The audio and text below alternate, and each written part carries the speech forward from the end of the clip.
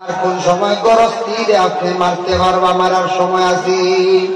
প্রথম হয়ে থাকছে গিয়া আপনার গরস্ত্রীয়ে শরীয়তের বিধান মানি না, পর্দা করেন না, স্বামীরে স্বামী হিসাবে গণ্য করেন না, স্বামী তো ইয়াল আউরি বাগানি দেন গিয়া আপনি প্রথমে বারণ কর্তা, নিষেধ কর্তা, বুঝাইতা কইছে না, ভাইজু হন না, নসিহত কর্তা, প্রথমে নসিহত কর্তা।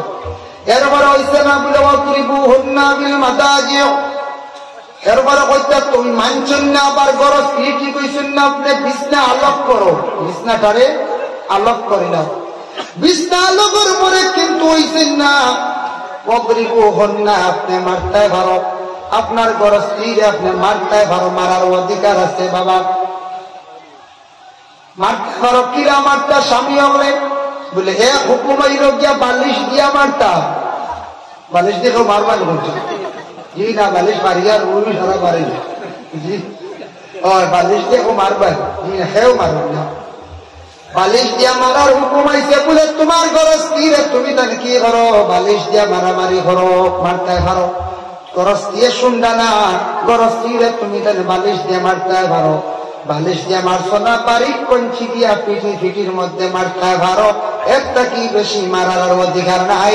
আমরা দেশ শ্রেণী দিয়া গল্লা দিয়ে হাট দিয়ে মানছে বাড়িয়া আছে না জিও, দুই জায়গা দুই অবস্থায় মারিও না, গরস্ত্রী অগলরে এক জায়গায় থেকে গালের মধ্যে মারতায় না, 2 নম্বরে আছে গরর বিবি অগলরে পাও চালাইয়া মারতায় না।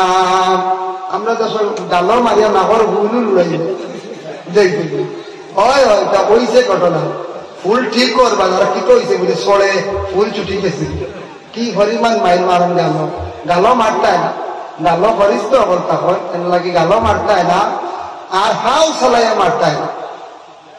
ইলা মারামারি নাগুড়া মারছে মারয়, বড় অস্ত্র দিয়ে মারয়, আল্লাহর রাস্তা ইলা মারয় না জানি, ফরর মেয়া নিয়ে মারইলে বদুয়া লাগে, মহিলার মুখে বদুয়া দেয় না, আড়ে বদুয়া দিলে বদুয়া আপনার করতে বেশ দিন যাইতো না, এটা বদলাই আল্লাহ দুনিয়া তৈরি কিলা লেগুলা নি, এটা কিছু কিছু করিছে বদলাই দেওয়া গেছে।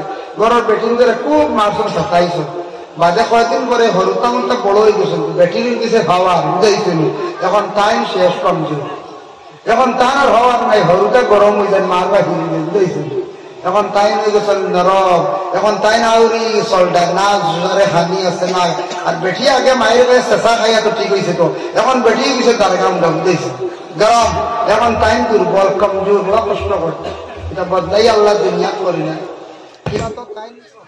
লাগি দয়া করিয়া মারার অধিকার আছে, কিন্তু মহিলাদের মারার অধিকার আছে এগুলো বিলকুল জায়েজ নাই। মহিলা হলে মারতে পারবো জি না, মহিলা হলে স্বামীর উপরে হাত তোলার পা তোলার হুকুম নাই।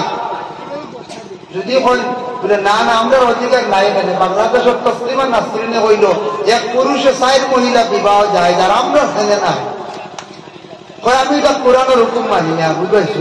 বাংলাদেশের জনগণ তসলিমা নাসরিনদের দরজ যেন ডালে ও দরাইয়া বাংলাদেশ ছড়িয়ে মারত বুঝবাইতাম, যে মহিলা কোরআনের হুকুম রে মানছেন না হয়, আমরা মহিলা বলে এখানে 4 পুরুষ পারি না, আর পুরুষে পারেন 4 মহিলা বিবাহ করতা, তসলিমা নাসরিনে কোরআনের হুকুম তাই মানাত আছে না, মানটা না। ভাই মুসলমানের জন্য এইভাবে কোরআনের বিপক্ষে খেওয়া আল্লাহর বাস্তে মাতিবা না, আপনার ইমান নষ্ট হইব, দুর্বল হইব।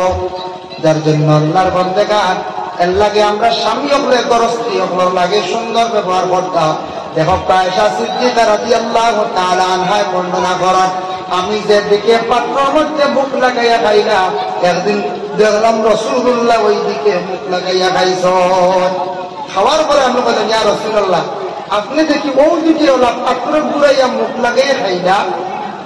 তখন রাসূলুল্লাহ বলে, এটা মহব্বত, স্বামী স্ত্রীর মহব্বত বাড়ে, তুমি যেদিকে খাইছো ওদিকে আমার মুখ লাগাইয়া খাইছি, এটা মহব্বত। সুবহানাল্লাহ।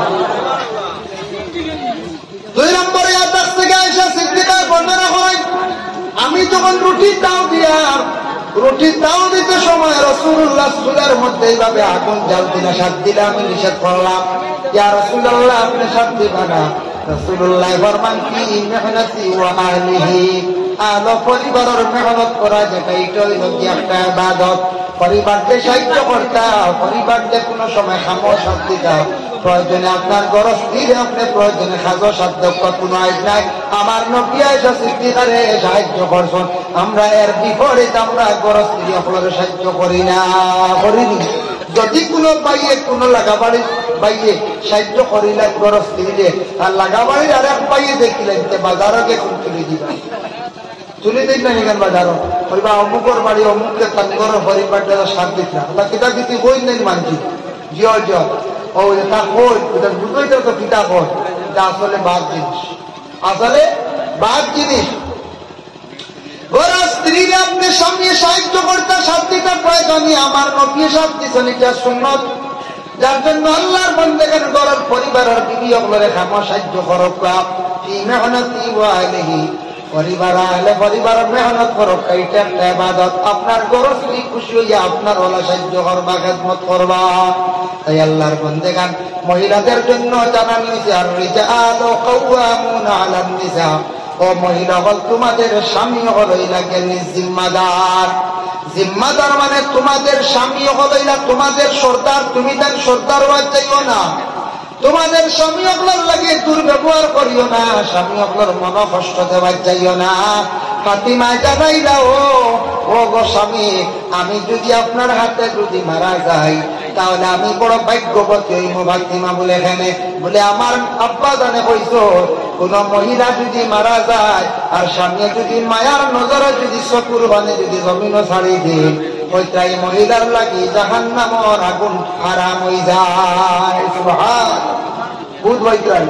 কোন স্বামী যদি স্ত্রী মারা যাওয়ার পরে মায়ার নজরে যদি চকুর বানে যদি বালায় তাহলে এই স্ত্রীর লাগে দুজনের আগুন হারাম। স্বামী যদি অন্তর দিয়ে দিল দিয়ে খান্তন চকুর বানি চলে, কোন স্ত্রী যদি পালা করে স্বামীর লাগি ভালো ব্যবহার করার, স্বামী মায়ার নজরে খান্দিবাই না কোনটা খান্দিবা, আর যদি দুঃখ দেন খান্দিবেন কোনটা, জি না শুনছি বলে